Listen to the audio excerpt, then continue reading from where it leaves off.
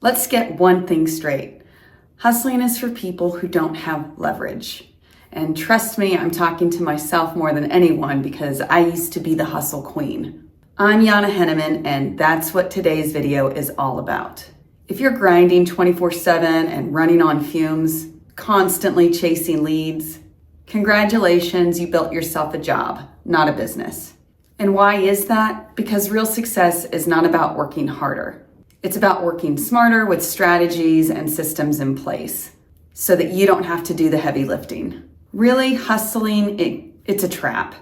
I mean, sure, it's needed at the beginning of your business when you're first starting out.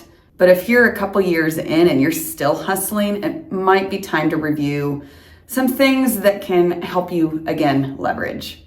And this is what the hustle mindset tells you. If I'm not working hard enough, I must not want it bad enough. I can sleep when I'm dead. Grind now and reap the rewards later. But here's the reality. If you're constantly having to chase customers, your business model is broken.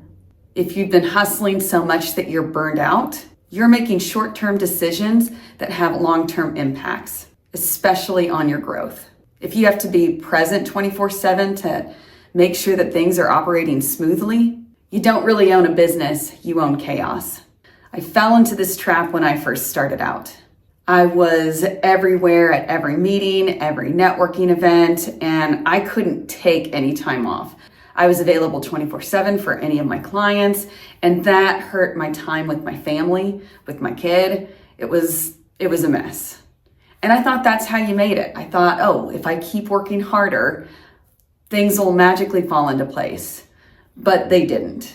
So what actually builds a business that thrives?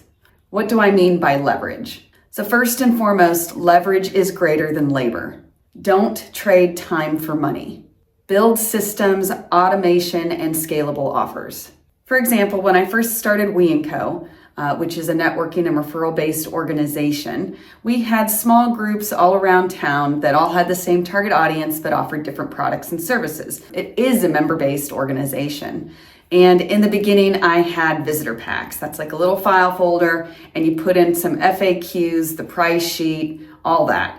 So whenever a group had a visitor come and visit, it was the huddle chief's responsibility to make sure that they handed out these visitor packs. Well, it got tiresome after a while because I was constantly printing, creating, buying these visitor files. Fast forward a couple of years, and now it's all automated. Now, huddle chiefs, all they have to do when they log into the platform is register the guest, and then the guest is automatically emailed the visitor pack. So that saves time and money, and I'm not having to spend a lot of time printing off all these materials and creating them for all these people. Number 2, positioning is greater than promotion. The best businesses, they don't chase their customers. The customers chase them. And I've come up with a few questions you need to answer that'll help you identify some weak spots. Number 1, what does your marketing look like?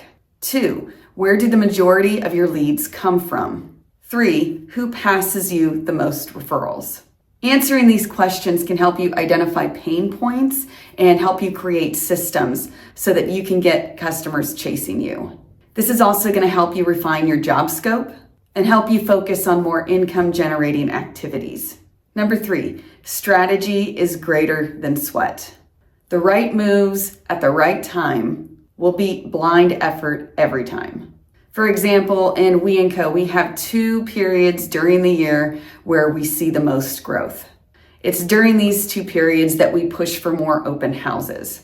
And these 2 periods are when spring is starting and also when school's back in session after the summer break. That's when we like to host our open houses. During the not so busy times of the year, such as when summer starts and during the holiday season, we do a heavier push on our digital marketing. This helps even out the ebb and flow of our business.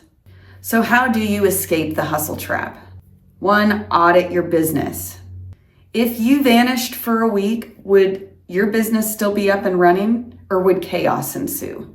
If you leave and your business falters without you, you have a burnout machine. For example, I had a girlfriend from Malaysia call me a few months ago, And she let me know that she was going to be in San Diego visiting her friends. So naturally, I looked at my husband and I'm like, I haven't seen this girl in like 9 years. I really want to go see her in San Diego. So we booked a trip and we took a week off and we went out.